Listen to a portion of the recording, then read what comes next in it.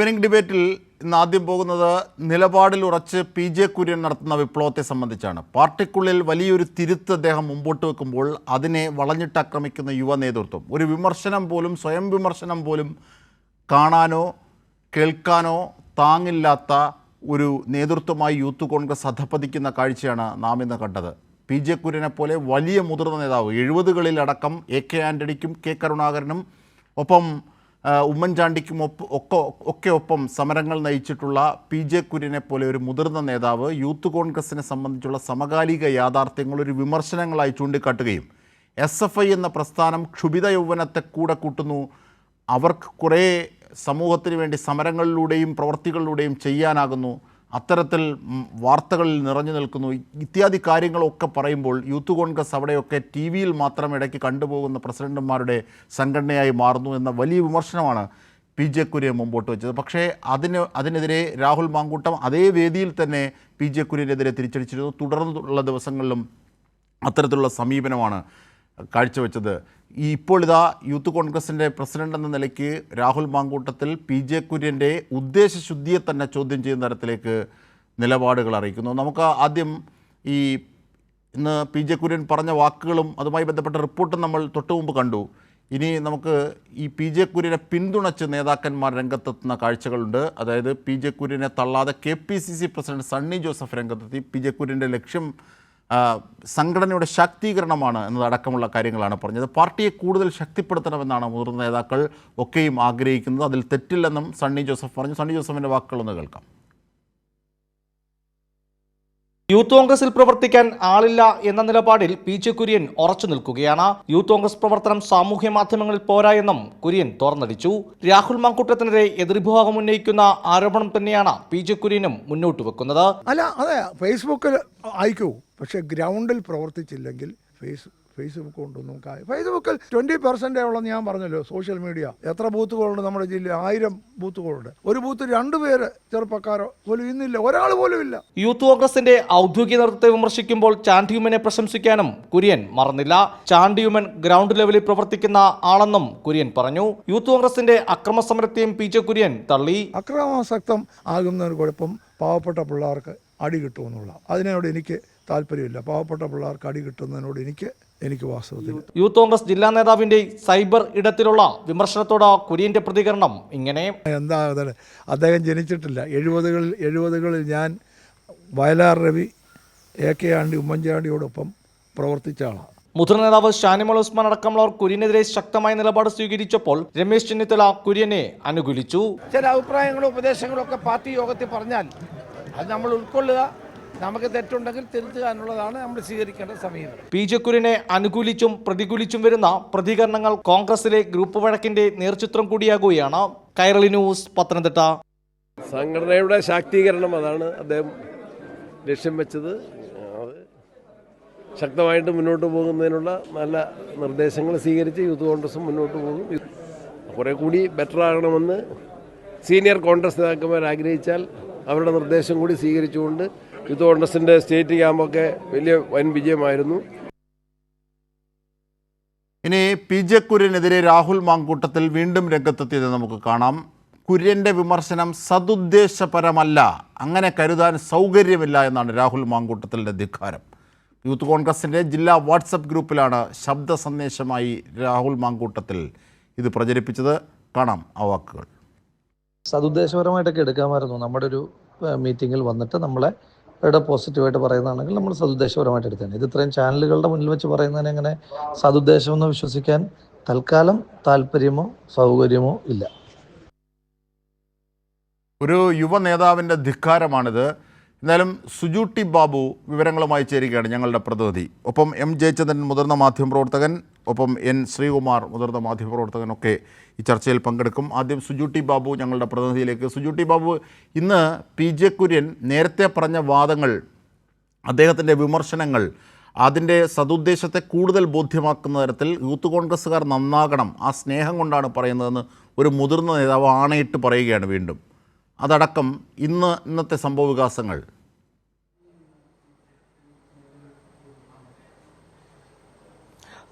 അജിംഷാദ, PJ കുര്യൻ്റെ പ്രസ്താവന അല്ലെങ്കിൽ പരാമർശങ്ങൾ കഴിഞ്ഞ ദിവസമാണ് വാർത്തയാകുന്നത്. വെള്ളിയാഴ്ച നടത്തിയ ഒരു പ്രസംഗമാണ്. PJ കുര്യൻ ആണയിട്ട് പറയുന്നത് യൂത്ത് കോൺഗ്രസിന്റെ സംസ്ഥാന വ്യാപകമായ വിമർശനമാണ്. യൂത്ത് കോൺഗ്രസിന്റെ 12 ജില്ലയെ പറ്റി മാത്രമേ. ഇത് നമ്മളത് കുര്യനോട് ചോദിക്കുമ്പോൾ കുര്യൻ അക്കാര്യം വ്യക്തമാക്കുകയും ചെയ്യുന്നു. എൻ്റെ വിമർശനം കേവലം പത്തനംതിട്ട മാത്രം. യൂത്ത് കോൺഗ്രസ് സംസ്ഥാനത്തുടനീളം അത് നന്നാകണമെന്ന് കുര്യൻ ആഗ്രഹിക്കുന്നു. പക്ഷേ കുര്യൻ്റെ വിമർശനത്തിൽ വല്ലാതെ പൊള്ളുകയാണ് രാഹുൽ മാങ്കൂട്ടത്തിന്. അല്ലെങ്കിൽ രാഹുൽ മാങ്കൂട്ടത്തിന് ആ വിഷയത്തിൽ കലിയടങ്ങുന്നില്ലെന്നാണ് ഏറ്റവും ഒടുവിലത്തെ ശബ്ദ സന്ദേശം പുറത്തു വരുന്നത്.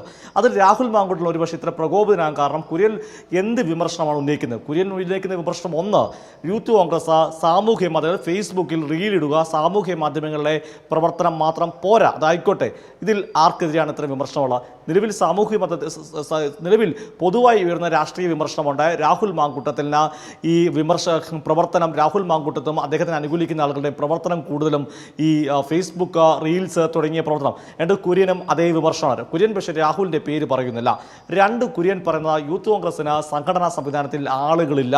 അതിൽ പല കമ്മിറ്റികളും ചൂണ്ടിക്കാട്ടുന്നു. 40 പേരുള്ള 70 പേരുള്ളടത്ത് 20 പേരെ പോലും എടുക്കാൻ സാധിക്കുന്നില്ല. ആരുടെ വീഴ്ചയായിട്ട് വരുന്ന യൂത്ത് കോൺഗ്രസിൻ്റെ സംസ്ഥാന അധ്യക്ഷൻ രാഹുൽ മാങ്കൂട്ടൽ ഉൾപ്പെടെ അതിൻ്റെ ഔദ്യോഗിക നേതൃത്വത്തിനുള്ള തന്നെയാണ് പൊള്ളുക ഇത്തരം വിമർശനത്തെ. മറ്റൊരു വിമർശനം എന്താണ് കുര്യൻ ഉന്നയിക്കുന്നത്? ഗ്രൗണ്ട് ലെവലിൽ ഇറങ്ങി പണിയെടുക്കണം, TV ചാനലുകളിൽ വന്നാൽ പോരാ. അതിന് ജില്ലാ അധ്യക്ഷനെ വിജയ് നിച്ചുവിനെ പറഞ്ഞ് വല്ലപ്പോഴും TV യിൽ കാണാം. ഇന്ന് ജില്ലാ അധ്യക്ഷൻ അപ്പുറത്തേക്ക് യൂത്ത് കോൺഗ്രസിനെ മുഴുവനെ വിമർശിക്കുന്നു. ഈ വിമർശനവും ആർക്കെതിരെയാണ്? പൊതുവിൽ ഉയർന്നത് രാഹുൽ മാങ്കൂട്ടത്തിനെതിരെയാണ്. അതായത് എങ്ങനെയാണ് ഉയരുന്നത്? TV യിൽ കൂടുതൽ വരുന്നു, TV ചാനലിൻ്റെ സഹായത്തോടെ നേതൃത്വത്തിലേക്ക് വരുന്നു. കുര്യൻ്റെ വിമർശനം ചെന്നു തെറിക്കുന്നത് രാഹുൽ മാങ്കൂട്ടലിനാണ്. ഗ്രൗണ്ടിൽ പണിയെടുക്കണം. മറ്റൊന്ന് കുര്യൻ പറഞ്ഞ പ്രസക്തമായ കാര്യം ഈ സമരത്തെ ചൊല്ലിയാണ്. സമരം അതായത് പ്രവർത്തകരെ പോലീസിൻ്റെ അടിമേടിച്ച് കൂട്ടുന്നതല്ല സമരം. കുര്യൻ വ്യക്തമായി പറയുന്നു, സമരം അക്രമാസക്തമാക്കുകയല്ല വേണ്ടത്. ഇപ്പോൾ ആരാണ് ഈ അക്രമാസക്തമായ സമരത്തിന് നേതൃത്വം നൽകുന്നത്? സംസ്ഥാനത്ത് യൂത്ത് കോൺഗ്രസ്, പ്രത്യേകിച്ച് കോൺഗ്രസും. അതായത് ആരോഗ്യ വകുപ്പിനെതിരെ നടത്തിയ സമരം അക്രമാസക്തമാക്കാൻ ശ്രമിക്കുമ്പോഴാണ് കുര്യൻ്റെ ഭാഗത്ത് വർഷം വരുന്നത്. അക്രമാസക്തമാക്കരുത്. അതായത് യൂത്ത് കോൺഗ്രസിൻ്റെ അക്രമ സമരത്തെ തള്ളിക്കളയുന്ന ഒരാൾ കുര്യന് വാങ്ങുന്നു. അങ്ങനെ കുര്യൻ്റെ വിമർശനങ്ങൾ ഏതാണ്ട് പൂർണ്ണമായി ചെന്ന് തെറിക്കുന്ന രാഹുൽ മാങ്കൂട്ടത്തിനെയും അദ്ദേഹത്തിനെ പിന്തുണയ്ക്കുന്ന വിഭാഗത്തെയാണ്. അവിടെയാണ് ശ്രദ്ധിക്കേണ്ടത്. കുര്യനെ പിന്തുണച്ച രംഗത്തെത്തുന്ന KPCC അധ്യക്ഷൻ സണ്ണി ജോസഫും രമേശ് ചെന്നിത്തലയുമാണ്. പ്രത്യേകിച്ച് രമേശ് ചെന്നിത്തല ഉൾപ്പെടുന്ന I ഗ്രൂപ്പിന് കൃത്യമായ വിമർശനം രാഹുൽ മാങ്കൂട്ടത്തിൻ്റെ പ്രവർത്തന ശൈലിയിലുണ്ട്, പ്രവർത്തന രീതിയിലുണ്ട്. ആ ഘട്ടത്തിൽ PJ കുര്യൻ അത്തരമൊരു വിമർശനം നയിക്കുമ്പോൾ അതിനെ പിന്തുണയ്ക്കുകയാണ് ചെന്നിത്തല ചെയ്യുന്നത്. അജിംഷാദ, തീർച്ചയായും ഇപ്പോൾ M. ജയചന്ദ്രൻ, മുതിർന്ന മാധ്യമപ്രവർത്തകൻ കൂടി നമ്മോടൊപ്പം ചേരുകയാണ്. ശ്രീ N. ശ്രീകുമാറും നമ്മുടെ ചർച്ചയിൽ പങ്കാളിയാവും. ശ്രീ M. ജയചന്ദ്രൻ, ഏറ്റവും ഗൗരവമായൊരു കാര്യം, ഒരു മുതിർന്ന നേതാവ് യുവജന സംഘത്തെ സംബന്ധിച്ച്, യൂത്ത് കോൺഗ്രസിനെ സംബന്ധിച്ച് ഒരു നിർണായകമായ ഉപദേശം, ഒരു വിമർശനം മുമ്പോട്ട് വെക്കുകയാണ്. അതൊരു വിമർശനത്തിൻ്റെ രീതിയിൽ പോലും കണ്ട് തിരുത്തി മെച്ചപ്പെടാനുള്ള ക്ഷമയില്ലാത്തവരായി ഈ യൂത്ത് കോൺഗ്രസ്സുകാർ മാറുന്നു എന്നതിൻ്റെ മകുടോദാഹരണമാണ് ഈ രാഹുൽ മാങ്കൂട്ടത്തിൻ്റെ നമ്മൾ അല്പം മുമ്പ് കേട്ട വാക്കുകൾ. അതായത് യൂത്ത് കോൺഗ്രസിൻ്റെ ഗ്രൂപ്പുകളിലൂടെ ശബ്ദ സന്ദേശം അയക്കുകയാണ് PJ കുര്യൻ്റെ സതുദ്ദേശപരമല്ലെന്ന്. യൂത്ത് കോൺഗ്രസിൻ്റെ പരിപാടിയിലെത്തി പരിപാടിയെയും യൂത്ത് കോൺഗ്രസിനെയും പുകഴ്ത്തിയിരുന്നുവെങ്കിൽ സതുദ്ദേശപരമായിരുന്നു. വിമർശിച്ചാൽ സതുദ്ദേശപരമല്ല അത്രേ. കോൺഗ്രസിൻ്റെ യുവജന സംഘടനാ നേതാവിൻ്റെ വാക്കുകളാണ്. ശ്രീ M. ജയചന്ദ്രൻ, അജിംഷാദ ഈ പ്രശ്നത്തില് ശ്രദ്ധിക്കേണ്ട ചില പ്രധാനപ്പെട്ട വശങ്ങൾ ഉള്ളത്. ഒന്ന്, പറയുന്നത് ആരാണെന്നുള്ളതാണ്. PJ കുര്യൻ കേരളത്തിലെ കോൺഗ്രസിലെ ഒരു കടൽക്കിഴവനായിട്ട് കരുതപ്പെടുന്ന ആളല്ല. എന്തെങ്കിലും പറഞ്ഞ് മാധ്യമ ശ്രദ്ധയിൽ വരാൻ താല്പര്യപ്പെടുന്ന ആളായിട്ട് PJ കുര്യനെ ആരും ഇപ്പോഴും കാണാറുമില്ല.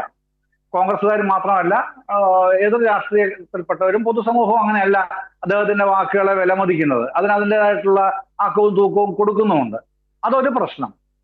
രണ്ടാമത്തെ പ്രശ്നം, അദ്ദേഹം കുറെ കാലമായി ഇത്തരത്തിലുള്ള ഒരു തുറന്നു പറച്ചിലുകൾക്കും മുതിരാതെ ഒതുങ്ങിക്കഴിയുന്ന ഒരാളാണ്. ആ ഒരു നേതാവിന് ഇത്തരത്തിൽ പറയേണ്ടി വരുമ്പോൾ അത് മറ്റു ചില മെസ്സേജസ് ആണ് തരുന്നത്. അതിൽ ഏറ്റവും പ്രധാനമായിട്ട് എനിക്ക് തോന്നുന്നത്, അദ്ദേഹം പറയുന്നത്, PJ കുര്യൻ പറയുന്നത് വളരെ സ്ട്രെയിറ്റ് ആയിട്ടുള്ള പൊളിറ്റിക്സ് ആണ്. സ്ട്രെയിറ്റ് പൊളിറ്റിക്സ് അദ്ദേഹം പറയുന്നത്. അതിതാണ്, യൂത്ത് കോൺഗ്രസിന് പൊളിറ്റിക്കൽ ഓറിയന്റേഷൻ ഇല്ല. ഇതാണ് അദ്ദേഹത്തിന്റെ ഏറ്റവും പ്രധാനപ്പെട്ട വിമർശനമായിട്ട് ഞാൻ മനസ്സിലാക്കുന്നത്. അദ്ദേഹം അതാണ് പറഞ്ഞിട്ടുള്ളത്. ഈ ഫേസ്ബുക്കിന്റെയൊക്കെ കാര്യം രണ്ടാമത് നമുക്ക് നോക്കാവുന്നതാണ്. പക്ഷെ പറഞ്ഞ ഇതാണ്, ഫേസ്ബുക്കിൽ നിന്നുകൊണ്ട് കാര്യമില്ല, അക്രമാസക്തമായിട്ട് കാര്യമില്ല, ജനങ്ങൾക്കിടയിലേക്ക് ഇറങ്ങിച്ചെല്ലണം. ഇത്രയും കാര്യങ്ങൾ എടുത്തു വെച്ച് നമ്മളതിനെ വിലയിരുത്തുമ്പോൾ തന്നെ നമുക്ക് മനസ്സിലാവും യൂത്ത് കോൺഗ്രസിന് പൊളിറ്റിക്കൽ ഓറിയന്റേഷൻ ഇല്ല എന്നുള്ളതാണ് PJ കുര്യൻ നൽകുന്ന മെസ്സേജ്. അത് ഉണ്ടാവണം എന്നാണ് അദ്ദേഹം പറയുന്നത്. അത് മറ്റ് പല രൂപത്തിൽ പലരും പല വട്ടങ്ങളിലായി പറഞ്ഞു കഴിഞ്ഞിട്ടും പ്രയോജനമില്ല എന്ന് കണ്ടപ്പോഴാണ് PJ കുര്യനെ പോലുള്ള മുതിർന്ന നേതാവ് അത് പറയുന്നത്. അങ്ങനെ പറയുമ്പോൾ മറ്റൊന്നും കൂടെ അദ്ദേഹം പറയുന്നുണ്ട്, ഫേസ്ബുക്കിൽ ഇടപെടരുത് എന്നല്ല അദ്ദേഹം പറയുന്നത്. ഫേസ്ബുക്ക് കൊണ്ട് മാത്രം കാര്യമില്ല, ജനങ്ങൾക്കിടയിലേക്ക് ഇറങ്ങിച്ചെന്ന പ്രവർത്തനത്തിൽ യൂത്ത് കോൺഗ്രസ് പ്രവർത്തകർ തയ്യാറാവണം. ഒരു വാർഡിൽ ഒരു ബൂത്തിൽ എന്നാണ് അദ്ദേഹം പറഞ്ഞത്,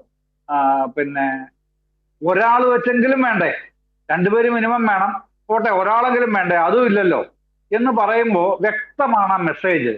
അപ്പോൾ ഈ യൂത്ത് കോൺഗ്രസിന് ഇങ്ങനെ കയറൂരി വിട്ടാൽ പറ്റില്ല എന്ന് അദ്ദേഹത്തിന് മാത്രമല്ല KPCC പ്രസിഡന്റ്, സാക്ഷാൽ KPCC പ്രസിഡന്റിന് അത് തോന്നുന്നുണ്ട്, സണ്ണി ജോസഫിന് അത് തോന്നുന്നുണ്ടെന്നുള്ളതിന്റെ മറ്റൊരു മറുപടിയാണല്ലോ അദ്ദേഹത്തിന്റെ പ്രതികരണത്തിലൂടെ വന്നത്. അത് തന്നെയാണല്ലോ രമേശ് ചെന്നിത്തലയുടെ ഭാഗത്തു നിന്ന് വന്നത്. പിന്നെ ഷാനിമോൾ ഉസ്മാനൊക്കെ പറഞ്ഞില്ല എന്ന് പറയുന്നത്, അവരുടെ എവിടെയാണ് കുര്യനെ വിമർശിച്ചു എന്ന് പറയുന്നു, ഇദ്ദേഹത്തിന് അനുകൂലമായി പറഞ്ഞില്ലല്ലോ.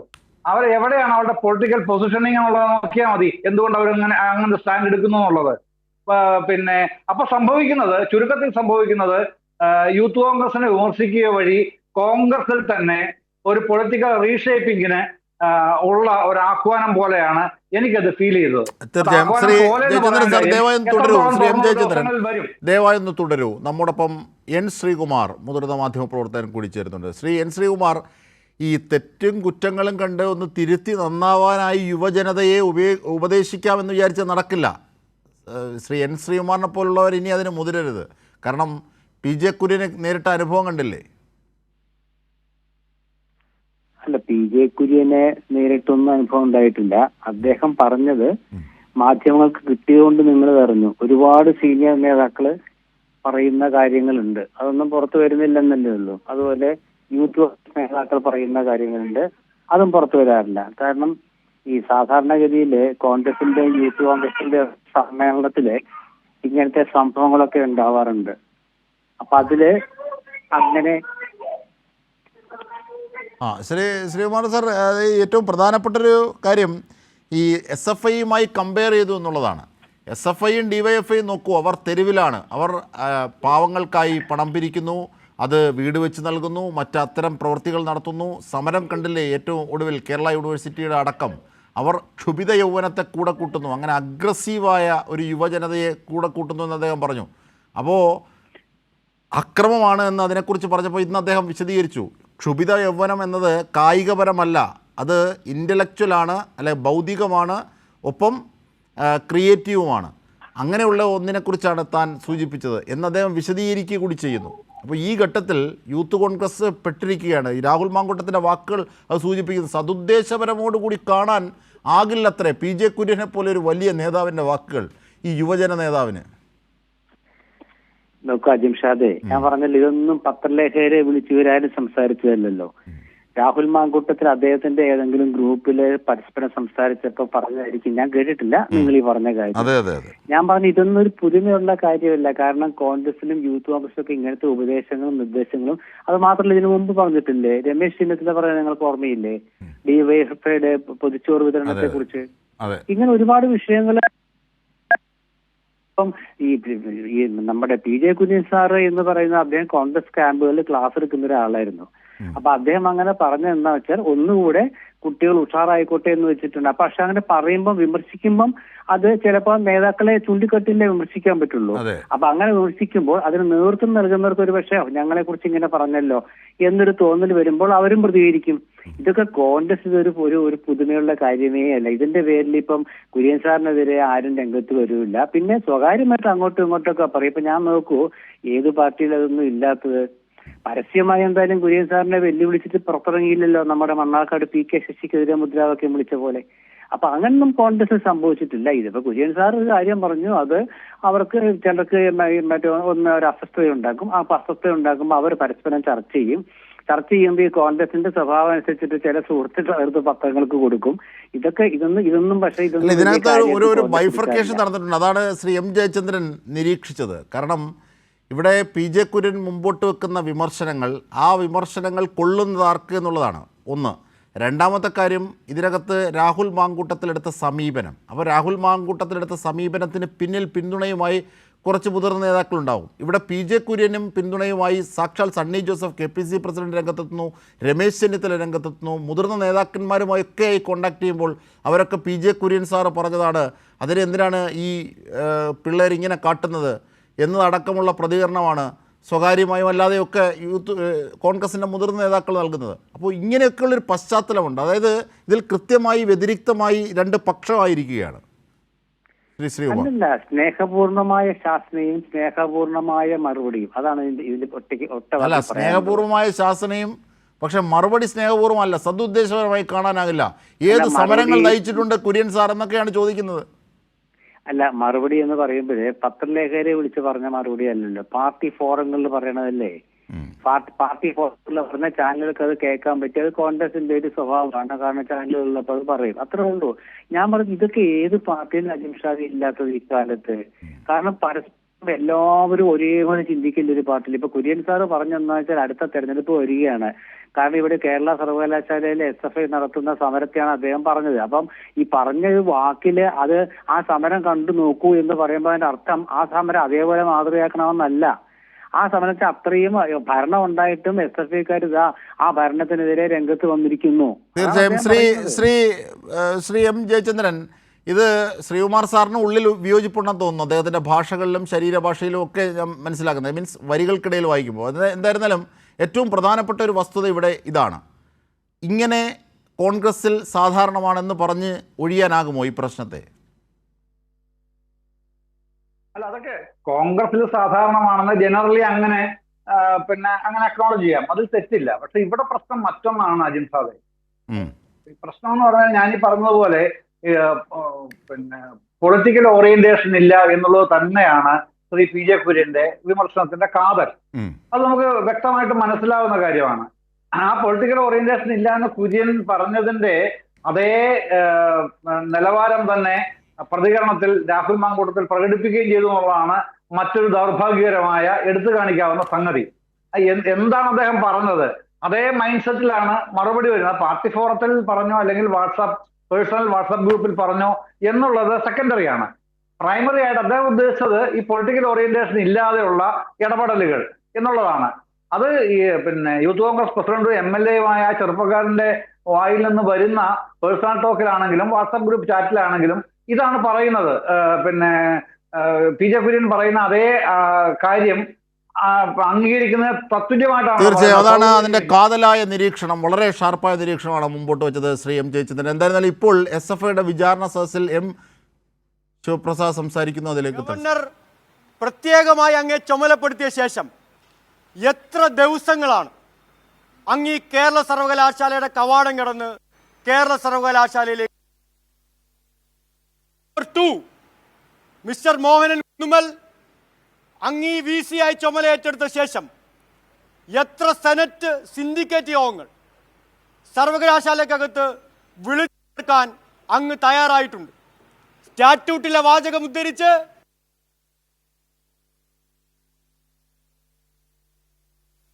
സിൻഡിക്കേറ്റ് യോഗങ്ങളെ അധപ്പതിപ്പിച്ചത് താങ്കളല്ലേ എന്ന് ചോദിക്കാൻ ഞങ്ങൾ ആഗ്രഹിക്കുന്നു. സർവകലാശാലയുമായി ബന്ധപ്പെട്ട വിവിധ വിദ്യാർത്ഥി വിഷയങ്ങൾ അങ്ങ് 2022 ചുമതലയേറ്റ ശേഷം ഉണ്ടായിട്ടുണ്ട്. ഈ വിഷയങ്ങൾ ഏതെങ്കിലും ഒന്നിൽ ഈ കേരള സർവകലാശാലയിലെ ഏതെങ്കിലും വിദ്യാർത്ഥി പ്രതിനിധികളുമായി ചർച്ച നടത്താൻ ഇത്രയും നാളങ്ങത്തെ VC-യുടെ കാലയളവിൽ അങ്ങ് തയ്യാറായിട്ടുണ്ടോ എന്ന് വിദ്യാർത്ഥികൾക്ക് വേണ്ടി ചോദിക്കാൻ ഞങ്ങൾ ആഗ്രഹിക്കുകയാണ്. Question number 4, mister Mohanan Kunnummal, ഇന്നങ്ങയുടെ മേശപ്പുറത്ത് ഇതാ നോക്കൂ, ഞങ്ങൾ ഈ സമരം ഏറ്റെടുക്കുമ്പോൾ കേരള സർവകലാശാലയ്ക്ക് കീഴിൽ പഠിച്ച 2500ഓളം വരുന്ന വിദ്യാർത്ഥികളുടെ അവരുടെ ഭാവിയെ ബാധിക്കുന്ന അവരുടെ ഡിഗ്രി സർട്ടിഫിക്കറ്റുകൾ ഒപ്പിടാതെ അങ്ങയുടെ മേശപ്പുറത്ത് അങ്ങ് കെട്ടിപ്പൂട്ടി വെച്ചിരിക്കുകയാണ്. ഈ 2500 ഡിഗ്രി സർട്ടിഫിക്കറ്റിൽ ഒപ്പിടാതെ വിദ്യാർത്ഥികളുടെ ഭാവി അങ്ങ് അവതാളത്തിലാക്കുന്നത് ആർക്കു വേണ്ടിയാണ് എന്ന് SFIക്ക് വേണ്ടി ചോദിക്കാൻ ഞങ്ങൾ ആഗ്രഹിക്കുകയാണ്. Mister Mohanan Kunnummal, question number 5, 250ഓളം വരുന്ന DDFS ഫയലുകൾ അങ്ങയുടെ മേശപ്പുറത്ത് കെട്ടിപ്പൂട്ടി വെച്ചിരിക്കുകയാണ്. ആ ഫയലുകളെല്ലാം കെട്ടിപ്പൂട്ടി മുക്കി വച്ചിരിക്കുന്നത് ആരെ സഹായിക്കാനാണ് എന്ന് മോഹനൻ കുന്നുമലെ നിങ്ങൾ വിശദീകരിക്കേണ്ടതായിട്ടുണ്ട്. Question number 6, mister Mohanan Kunnummal, Kerala സർവകലാശാലയിലെ വിദ്യാർത്ഥികളുടെ തുടർ പഠനത്തിന് അത്യന്താപേക്ഷിതമായ എലിജിബിലിറ്റി സർട്ടിഫിക്കറ്റുകൾ, അതോടൊപ്പം തന്നെ കോഴ്സ് സർട്ടിഫിക്കറ്റുകൾ എന്നിവയിൽ വിദ്യാർത്ഥികൾ സമർപ്പിച്ച വിവിധങ്ങളായ അപേക്ഷകൾ തുടർ നടപടികൾ സ്വീകരിക്കാതെ അങ്ങ് കെട്ടിപ്പൂട്ടി വെച്ചിരിക്കുകയാണ്. ആർക്കു വേണ്ടിയാണ് നിങ്ങൾ ഈ വിദ്യാർത്ഥി വിരുദ്ധ നിലപാട് സ്വീകരിക്കുന്നത് എന്ന് SFIക്ക് വേണ്ടി ഞങ്ങൾ നിങ്ങളോട് ചോദിക്കുകയാണ്. ക്വസ്റ്റ്യൻ നമ്പർ 7, 2000-ലധികം റിസർച്ച് വിദ്യാർത്ഥികളുള്ള ഈ കേരള സർവകലാശാലയിൽ PhD ഡോക്ടറേറ്റ് ഇല്ലാത്ത, PhD ഡോക്ടറേറ്റ് ഡിഗ്രി ഇല്ലാത്ത അങ്ങയ്ക്ക് എങ്ങനെയാണ് VC ആയി ആത്മാഭിമാനത്തോടെ ഇരിക്കാൻ കഴിയുന്നത് എന്ന് SFIക്ക് വേണ്ടി ഞങ്ങൾ നിങ്ങളോട് ചോദിക്കുകയാണ്. PhD സ്കോളർമാർക്ക് നേതൃത്വം കൊടുക്കേണ്ട അങ്ങയ്ക്ക് PhD ഡോക്ടറേറ്റ് ഇല്ല എന്ന വസ്തുത അങ്ങയ്ക്ക് ഓർമ്മയുണ്ടോ എന്ന് ചോദിക്കാൻ ഞങ്ങൾ ആഗ്രഹിക്കുകയാണ്.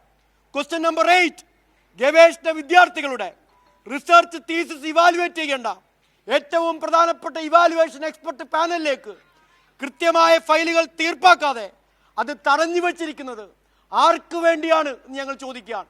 ഗവേഷണത്തെ, സ്വതന്ത്രമായ ഗവേഷണ ചിന്താഗതികളെ കെട്ടിപ്പൂട്ടി വെക്കുന്ന RSSന്റെ നയത്തെ അങ്ങ് RSSന് വേണ്ടി ഈ സർവകലാശാലയിൽ നടപ്പിലാക്കുമ്പോൾ ഗവേഷകരോട് അങ്ങക്ക് എന്തുത്തരമാണ് ഈ സർവകലാശാലയിൽ പറയാനുള്ളത്?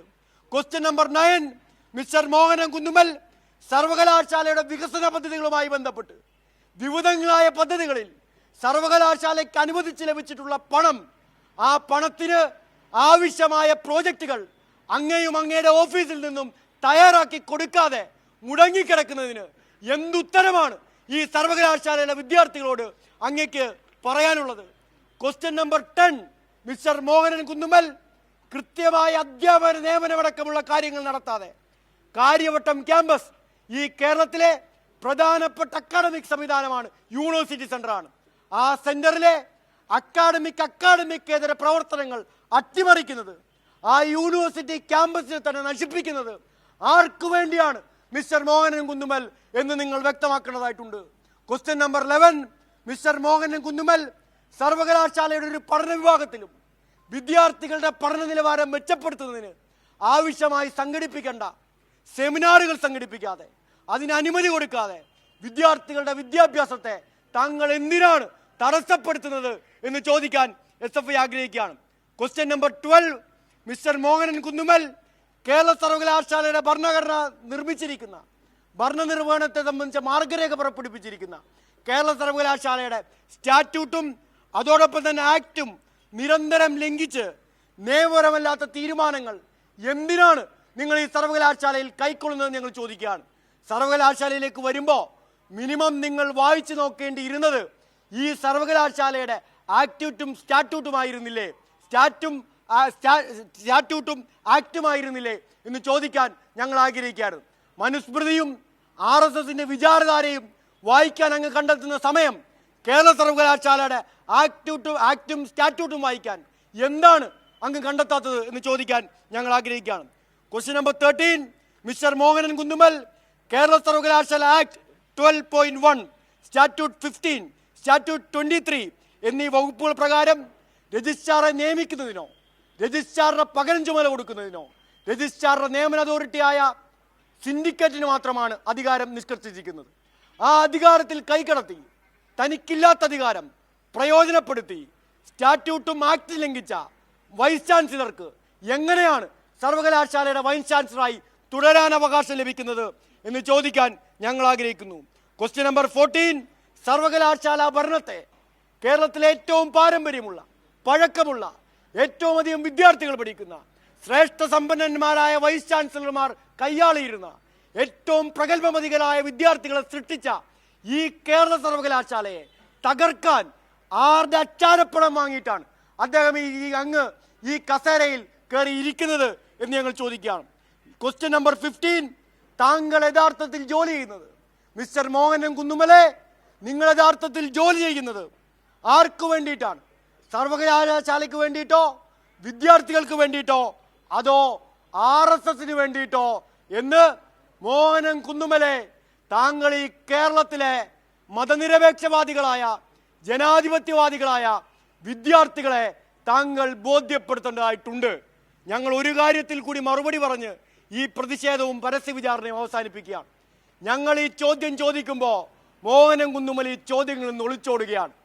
വിദ്യാർത്ഥികൾ ചോദിക്കുന്ന ചോദ്യങ്ങളെപ്പോലും ഭയപ്പെടുന്ന പേടിത്തൊണ്ടനായ ഈ കേരളത്തിലെ സർവകലാശാലയിലെ വിദ്യാർത്ഥികളെ പോലും അഭിമുഖീകരിക്കാൻ ധൈര്യമില്ലാത്ത യഥാർത്ഥ വർഗീയവാദി ധൈര്യമില്ലാത്തവനും ഒളിച്ചോടുന്നവനുമാണെന്ന് തെളിയിക്കുന്ന മോഹനൻ കുന്നുമല് ഈ സർവകലാശാലയ്ക്ക് അപമാനമാണെന്നും അങ്ങ് സ്വയമൊരഭാസി കഥാപാത്രമായി കേരളത്തിൽ മാറിയിട്ടുണ്ടെന്ന് സ്വയം തിരിച്ചറിഞ്ഞ് ഒന്ന് കണ്ണാടിയിലേക്ക് നോക്കി ഇങ്ങനെ ഗതികെട്ട ജന്മമായി പോയല്ലോ എൻ്റേത് എന്ന് സ്വയമൊന്ന് ആത്മവിശ്വാസം കൊണ്ട് ഈ കസേരയിൽ നിന്ന് രാജിവെച്ച് ഇറങ്ങിപ്പോയി വിദ്യാർത്ഥികളെ സഹായിക്കണം എന്ന് ഞങ്ങൾ പറയുകയാണ്.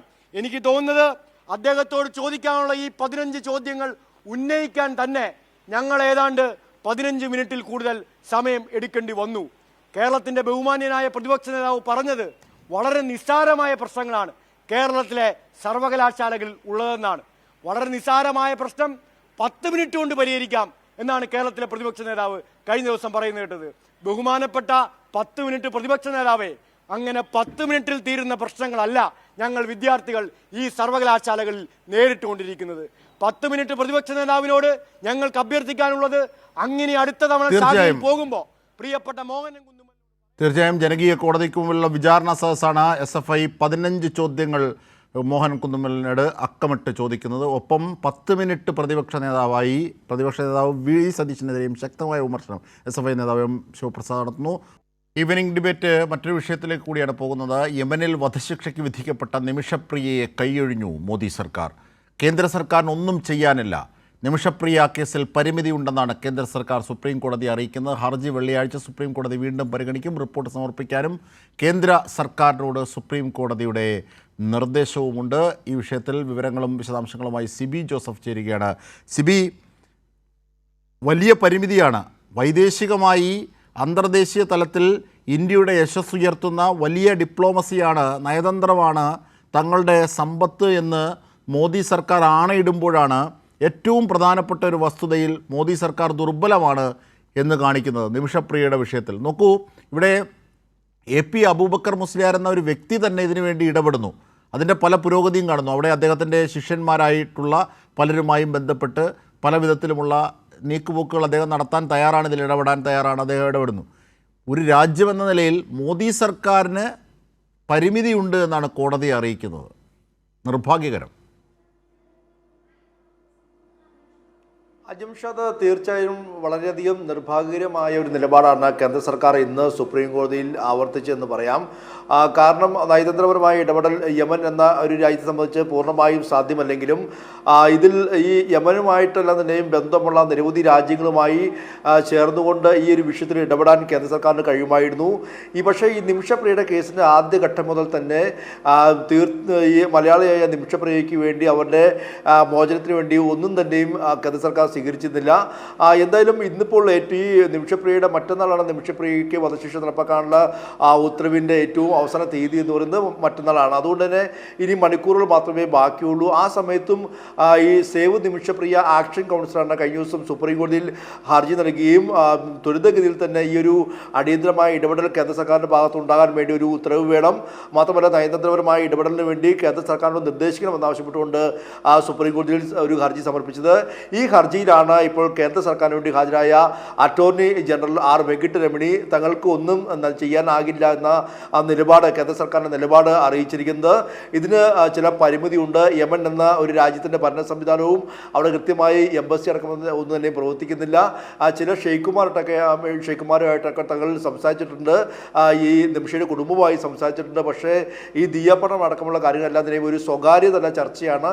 ഇതിലൊരു സർക്കാരിന് നേരിട്ട് ഇടപെടാൻ കഴിയില്ല. അതുകൊണ്ട് തന്നെ തങ്ങൾക്ക് ഇനി ഇനി ഒന്നും ചെയ്യാൻ കഴിയില്ല എന്ന നിലപാട് ഇന്നിപ്പോൾ സുപ്രീം കോടതിയെ രേഖാമൂലം കേന്ദ്ര സർക്കാർ അറിയിച്ചു എന്നുള്ളതാണ് ഏറ്റവും നിർഭാഗ്യകരമായ കാര്യം. എന്തായാലും സുപ്രീം കോടതി തന്നെ അതിന് മറുപടിയായി ഇത് തീർത്തും ദുഃഖകരമായ ഒരു കാര്യമാണ്, വൈകാരികമായ കാര്യമാണ്. എന്തായാലും ഇനി മറ്റന്നാളാണ് അവരുടെ ശിക്ഷയുള്ളത്. ഇങ്ങനൊരു വധശിക്ഷ നടക്കാതിരിക്കട്ടെ, നമുക്ക് പ്രത്യാശിക്കാം എന്നുള്ളൊരു മറുപടിയും സുപ്രീം കോടതിയുടെ ഭാഗത്തുണ്ടാകുകയും പിന്നീട് ഇതുമായി ബന്ധപ്പെട്ടുകൊണ്ട് തൽസ്ഥിതി റിപ്പോർട്ട് സമർപ്പിക്കാൻ വേണ്ടി വെള്ളിയാഴ്ചത്തേക്ക് ഈ കേസ് മാറ്റുന്ന ഒരു സാഹചര്യമാണ് ഉണ്ടായത്. മറ്റു കൂടുതൽ വാദങ്ങളൊന്നും തന്നെ സുപ്രീം കോടതി ഉണ്ടായുമില്ല. പക്ഷേ ഈ കേസിൽ ഏറ്റവും പ്രധാനപ്പെട്ട കാര്യം ഇതിന്റെ ആദ്യഘട്ടം മുതൽ തന്നെ പ്രത്യേകിച്ച് ഈ തീർച്ചയായും അതായത് കേന്ദ്ര സർക്കാർ ഈ വിഷയത്തിൽ പരിമിതിയുണ്ട് എന്ന ദൗർബല്യമാണ് കോടതി അറിയിക്കുന്നത് അറ്റോർണി ജനറൽ. എന്നാൽ ഇതാ വലിയൊരു ഇടപെടൽ ഇവിടെ നടക്കുന്നു. അതിൻ്റെ വിവരങ്ങളുമായി ലതീഷ് ചേരുകയാണ്. ലതീഷ്, ഈ മർക്കസിലെ പല പരിപാടികൾക്ക് യമനിലെ ഒരു മതപണ്ഡിതൻ എത്തിയതും ആ മതപണ്ഡിതൻ വഴി യമനിലെ സർക്കാരുമായി ഒരു സംഭാഷണം നിമിഷപ്രിയയുടെ കാര്യത്തിൽ സാധ്യമാണോ എന്നതാണ് AP അബൂബക്കർ മുസ്ലിയാർ ആരായുന്നത്. ആ വാർത്തകൾ കഴിഞ്ഞ ദിവസങ്ങളിലൊക്കെ എത്തിയിരുന്നു. എന്താണ് അതിൻ്റെ ഇപ്പോഴത്തെ പുരോഗതി?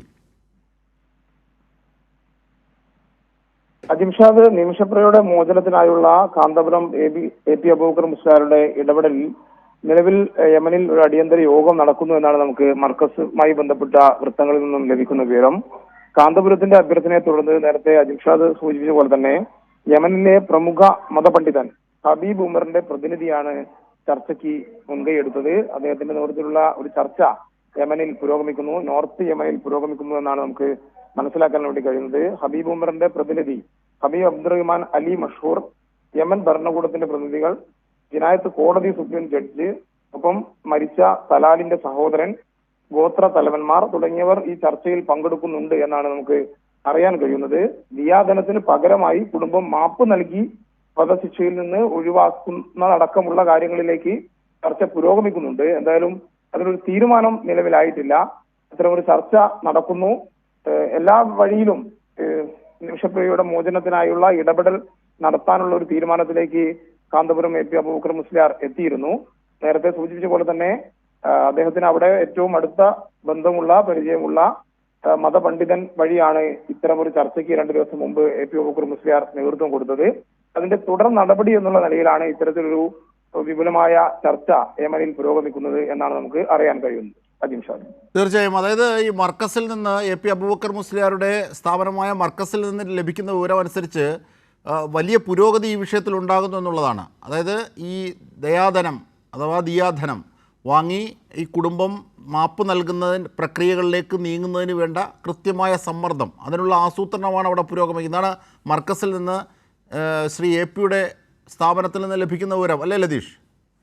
അതെ അജിംഷാദ്, പണം നൽകി അല്ലെങ്കിൽ പണം നൽകിക്കൊണ്ട് മാപ്പ് കൊടുക്കുക എന്ന ഒരു സമീപനത്തിലേക്ക് കുടുംബം അതിരുന്നില്ല എന്നാണ് നമുക്ക് മനസ്സിലാക്കാൻ വേണ്ടി കഴിയുന്നത്. അതുകൊണ്ട് തന്നെ മാപ്പ് നൽകി വധശിക്ഷയിൽ നിന്ന് ഒഴിവാക്കുക, വധശിക്ഷ കുറച്ചു ദിവസം മുന്നോട്ട് നീട്ടിവെക്കുക, ഈ ചർച്ച കൂടുതൽ ഫലപ്രദമായി മുന്നോട്ട് കൊണ്ടുപോകുന്ന അടക്കമുള്ള നടപടികളിലേക്ക് കടക്കാൻ അടക്കമുള്ള കാര്യങ്ങളിലേക്ക് ഈ ചർച്ചകൾ പുരോഗമിക്കുന്നുണ്ട് എന്നാണ് നമുക്ക് മനസ്സിലാക്കാൻ കഴിയുന്നത്.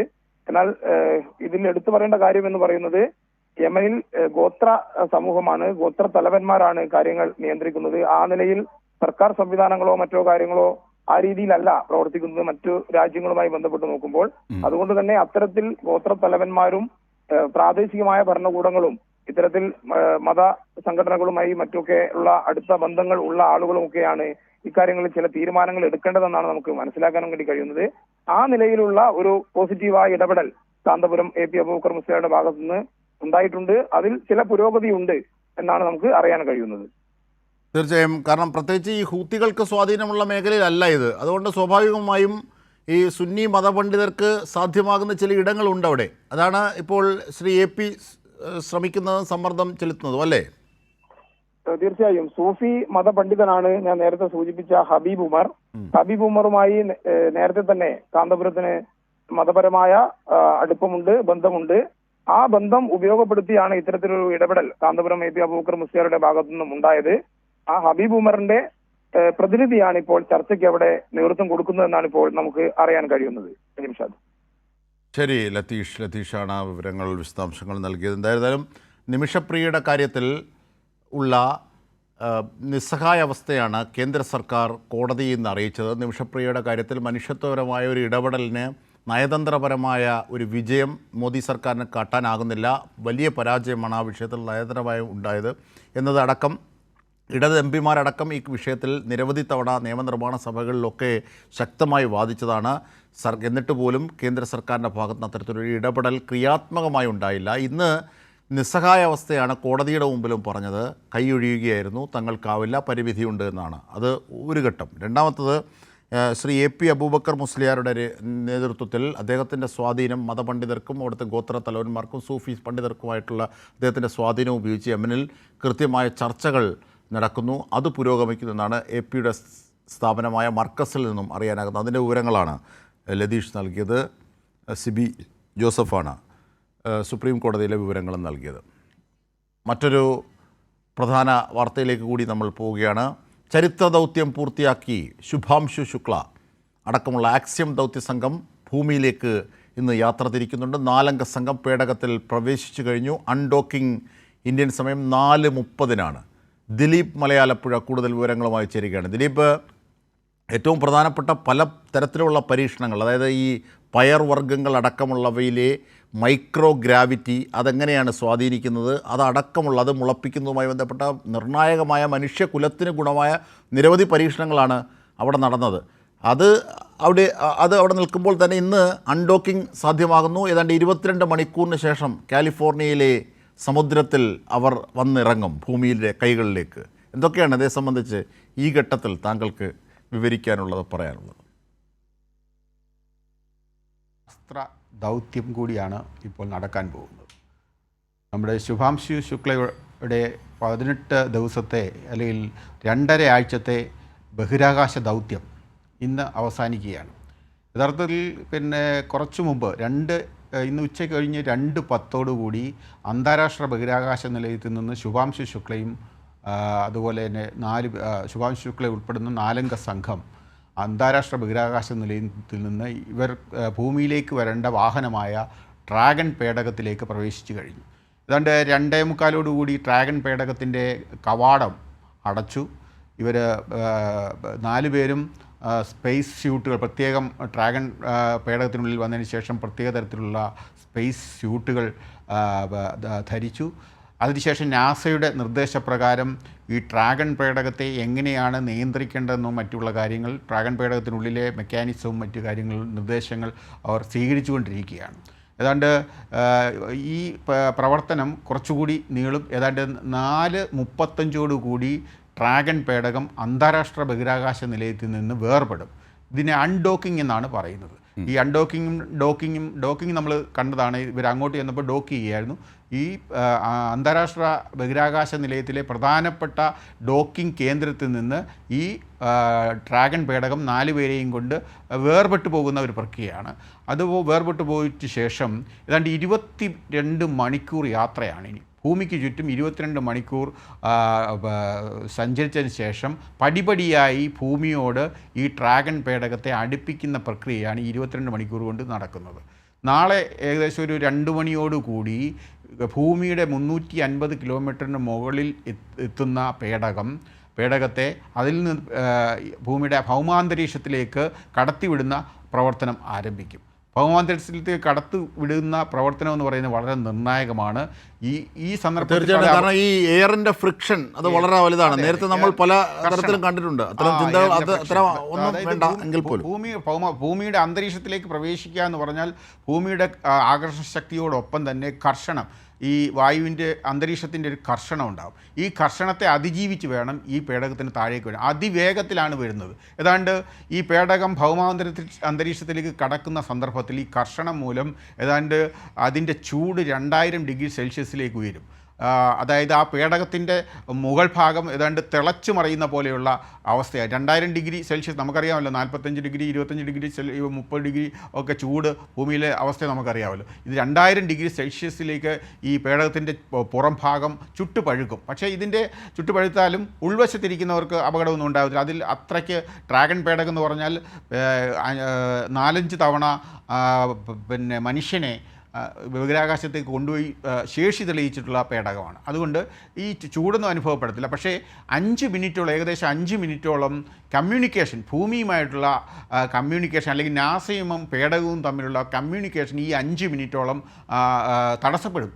അതാണ് ഈ അതിശക്തമായ ചൂട് മൂലം ഉണ്ടാകുന്ന ചൂട് മൂലമുള്ള ഈ ഫ്രിക്ഷനും മറ്റു കാര്യങ്ങളും കൊണ്ടാണ് അതങ്ങനെ ഈ നമ്മുടെ ഈ കമ്മ്യൂണിക്കേഷൻ ബന്ധം അറ്റുപോകുന്നത്. അതിനുശേഷം ഭൂമിയിലേക്ക് അതിവേഗത്തിലായിരിക്കും ഭൂമിയുടെ എന്താണ് പറയുന്നത്, ഭൂമിയുടെ ആകർഷണശക്തി വലയത്തിലേക്ക് വരുമ്പോൾ പേടകം അതിവേഗം, അത് വളരെ സ്പീഡ് കൂടുമ്പോൾ ആ സ്പീഡ് കൂടുന്ന പേടകത്തെ നിയന്ത്രിക്കാൻ പ്രത്യേക സംവിധാനങ്ങളുണ്ട് ഈ പേടകത്തിലെ ത്രസ്റ്ററുകൾ ജ്വലിപ്പിച്ച് വിപരീത ദിശയിൽ ത്രസ്റ്ററുകൾ ജ്വലിപ്പിച്ച് വേഗത കുറയ്ക്കും.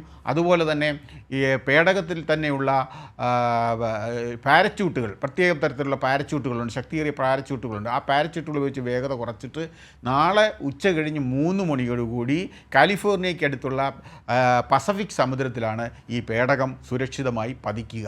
അതിനുശേഷം ഈ പേടകത്തെ ഈ റിക്കവറി ടീം, അതായത് ആക്സിയമിന് തന്നെയുള്ള റിക്കവറി ടീമുണ്ട്. ആ ടീം വന്ന് കപ്പലിലെത്തി ആ കപ്പലിലേക്ക് മാറ്റും. ആ കപ്പലിൽ വെച്ച് ഈ പേടകം തുറന്ന് ഇവരെ പുറത്തെടുത്ത് പിന്നീട് ഇവരെ നാസയിലെ പ്രത്യേക കേന്ദ്രത്തിലേക്ക് മാറ്റും. ഇവരുടെ ആരോഗ്യം ഒക്കെ പരിശോധിക്കും. 7 ദിവസത്തോളം ഇവർക്ക് വിശ്രമമാണ്. ഇവരുടെ ഭൂമിയുടെ ഗുരുത്വാകർഷണ ബലത്തിൽ ഇവരുടെ പേശികൾക്കുണ്ടാകുന്ന മാറ്റങ്ങൾ അതൊക്കെ റിക്കവർ ചെയ്യാൻ വേണ്ടി 7 ദിവസം തോളി ചികിത്സയും മറ്റു കാര്യങ്ങളും ഉണ്ടാകും. അതിനുശേഷമായിരിക്കും ഇവർ മറ്റ് രാജ്യങ്ങളിലേക്ക് മടങ്ങുക. എന്തായാലും ഇന്ത്യയെ സംബന്ധിച്ചിടത്തോളം, ISROയെ സംബന്ധിച്ചിടത്തോളം ശുഭാംശു ശുക്ലയുടെ യാത്ര എന്ന് പറയുന്നത് വലിയൊരു പഠനയാത്രയാണ്. ഭാവിയിൽ നമുക്ക് മനുഷ്യനെ ബഹിരാകാശത്തേക്ക് അയക്കുന്നതിനുള്ള പ്രധാനപ്പെട്ട ഒരു പിടിവള്ളി കൂടിയാണ് എന്ന് പറയാം. പഠനയാത്രയായിരുന്നു എന്ന് പറയാം. സത്യത്തിൽ താങ്കൾ ഈ പറയുമ്പോൾ അതായത് ഒരു സ്വപ്നം പോലെയാണ് മനുഷ്യകുലത്തിൻ്റെ മുഴുവനുള്ള നേട്ടം. നോക്കൂ, USSR ആണ് സ്പുട്നിക് 1 ആദ്യമായി ഇത്തരത്തിലൊരു സംരംഭത്തിന് തുടക്കം കുറിച്ചത്. ആ USSRൻ്റെ സുവർണ്ണ കാലങ്ങൾ. അപ്പോൾ അത് ശൂന്യാകാശത്തേക്ക് അതിൻ്റെ ഒരു വലിയ വികാസമാണ് ഇപ്പോൾ വന്നു നിൽക്കുന്നത്. യഥാർത്ഥത്തിൽ ആ USSRൻ്റെ അതിലുള്ള പങ്ക് വളരെ വലുതാണ്.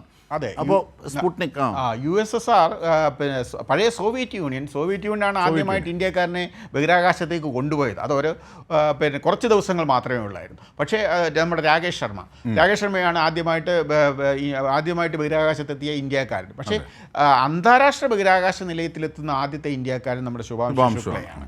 അപ്പോൾ എന്നാൽ പിന്നെ സോവിയറ്റ് യൂണിയൻ്റെ ബഹിരാകാശ നിലയത്തിലേക്കാണ്, അന്ന് സോവിയറ്റ് യൂണിയനിൽ ബഹിരാകാശ നിലയം ഉണ്ടായിരുന്നു, ആ ബഹിരാകാശ നിലയത്തിലേക്കാണ് നമ്മുടെ രാകേഷ് ശർമ്മ പോയത്. പക്ഷേ അതിൽ നിന്ന് കൂടുതൽ കാര്യങ്ങൾ ഈ ബഹിരാകാശ ഗവേഷണം കൂടുതൽ മെച്ചപ്പെടുകയും കൂടുതൽ സാങ്കേതിക വിദ്യകൾ നമ്മുടെ മനുഷ്യൻ ഡെവലപ്പ് ചെയ്യുകയും ചെയ്തു. ഈ സാങ്കേതിക വിദ്യകൾ, അതായത് ബഹിരാകാശത്ത് മനുഷ്യൻ എങ്ങനെയാണ് പ്രവർത്തിക്കാൻ കഴിയുക, ബഹിരാകാശ വാഹനം എങ്ങനെയാണ് പ്രവർത്തിക്കാൻ കഴിയുക, ബഹിരാകാശ നിലയത്തിൽ ചെന്നാൽ നമ്മൾ എങ്ങനെ അതുമായി പൊരുത്തപ്പെടണം, അതിനെ എങ്ങനെ നിയന്ത്രിക്കാൻ കഴിയും എന്നെല്ലാം പരിശീലിക്കാൻ ഈ ശുഭാംശു ശുക്ലയ്ക്ക് കഴിഞ്ഞു എന്നുള്ളതാണ്. ഭാവിയിൽ നമ്മുടെ ബഹിരാകാശ ഗവേഷകരെ അല്ലെങ്കിൽ ബഹിരാകാശ യാത്രികരെ പരിശീലിപ്പിക്കാനുള്ള വലിയൊരു അധ്യാപകനായി ശുഭാംശു ശുക്ല മാറാൻ പോവുകയാണ്. തീർച്ചയായും. ദിലീപ് മലയാലപ്പുഴ, ഇതിൽ ഇപ്പോൾ താങ്കൾ സൂചിപ്പിച്ചു, നമ്മൾ ആദ്യം ഈ പട്ടിയിൽ നിന്നാണ് ഈ ദൗത്യം തുടങ്ങുന്നത് അല്ലേ, പിന്നീട് മനുഷ്യനിലെത്തുന്നു, ആ മനുഷ്യക്കുലം വികസിക്കുന്നു, ശാസ്ത്രത്തിൻ്റെ ഇത്തരത്തിൽ സ്വപ്നതുല്യമായ ഒരു നേട്ടം, അതിലൊരു ഇന്ത്യക്കാരൻ ISROയ്ക്ക് അഭിമാനിക്കാം, ഇന്ത്യക്ക് അഭിമാനിക്കാം. ISRO എന്നതിനേക്കാൾ ശുഭാംശു ശുക്ല എത്തുന്നു. ഇനി നമുക്ക് ഇതുമായി ബന്ധപ്പെട്ട നിർണായകമായ പഠനങ്ങൾ, ഈ മൈക്രോ ഗ്രാവിറ്റി, അതിനെ എതിർത്ത് എങ്ങനെയാണ് പയറുകൾ മുളയ്ക്കുന്നത്, ഇത്തരം വിത്തുകളുടെ പരീക്ഷണമൊക്കെ നടന്നിരുന്നല്ലോ, അത്തരം കാര്യങ്ങളിലേക്ക് കൂടി ഒന്ന് വിന്യസിച്ചാൽ. ഇത് 60ഓളം പരീക്ഷണങ്ങളാണ് ഈ 4 പേരും. ശുഭാംശു ശുക്ല തന്നെ 7 പരീക്ഷണങ്ങൾ ISROയുടെ നേതൃത്വത്തിലുള്ള ഇന്ത്യയിലെ ശാസ്ത്ര ഗവേഷണ സ്ഥാപനങ്ങൾ, നമ്മുടെ കേരളത്തിലെ നമ്മുടെ കാർഷിക സർവകലാശാലയുടെ പരീക്ഷണം ഉൾപ്പെടെ 7 പരീക്ഷണ സാധനങ്ങളുമായിട്ടാണ് ശുഭാംശു ശുക്ല ബഹിരാകാശത്തേക്ക് പോയത്. അതുൾപ്പെടെ 32 രാജ്യങ്ങളുടെ 60 പരീക്ഷണങ്ങളിലാണ് ശുഭാംശു ശുക്ലയും സംഘവും ഏർപ്പെട്ടത്. യഥാർത്ഥത്തിൽ 2 പറഞ്ഞു. പക്ഷേ 4 ദിവസം കൂടി നീണ്ടു, അഡീഷണലായിട്ട് 4 ദിവസം കൂടി ശുഭാംശു ശുക്ലയ്ക്കും സംഘത്തിന് ലഭിച്ചു എന്നുള്ളതും വലിയൊരു നേട്ടമാണ്. കാരണം നമ്മുടെ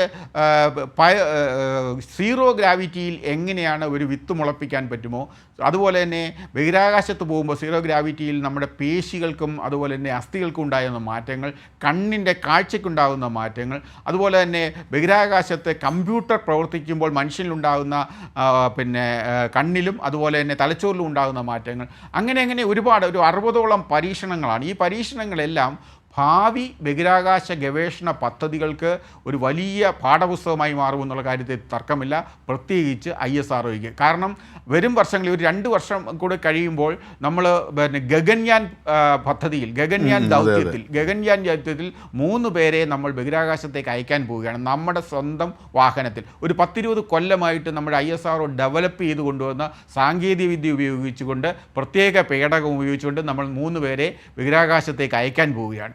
ആ ദൗത്യത്തിനുള്ള ഒരു ട്രയൽ റണ്ണാണ് ഈ എന്ന് പറയാം നമ്മുടെ ഈ ശുഭാംശു ശുക്ലയുടെ യാത്ര. അതുപോലെ തന്നെ ശുഭാംശു ശുക്ലയോട് ഒരു മലയാളി കൂടി അവിടെ അഡീഷണലായിട്ട് പരിശീലനത്തിൽ ഏർപ്പെട്ടിരുന്നു ഈ ദൗത്യത്തിൻ്റെ ഭാഗമായിട്ട് തന്നെ. അപ്പോൾ അതുകൊണ്ട് തന്നെ ഈ 2 പേർക്കാണ് ഇതിൻ്റെ പരിശീലനം ലഭിച്ചത്. എന്നാൽ ബഹിരാകാശത്തേക്ക് പോകാൻ കഴിഞ്ഞത് ശുഭാംശു ശുക്ലയ്ക്കാണ്. അപ്പോൾ എന്തായാലും ഈ 18 ദിവസത്തെ പരിശീലനം എന്ന് പറയുന്നത് പ്രായോഗിക പരിശീലനമായിരുന്നു. പ്രത്യേകിച്ച് പെഗ്ഗി വിറ്റ്സൺ എന്ന് പറയുന്ന നാസയിലെ പ്രമുഖയായ ഏതാണ്ട് 5 തവണ ബഹിരാകാശത്തേക്ക് പോയ ആളാണ് പെഗ്ഗി വിറ്റ്സൺ എന്ന് പറയുന്ന വനിത.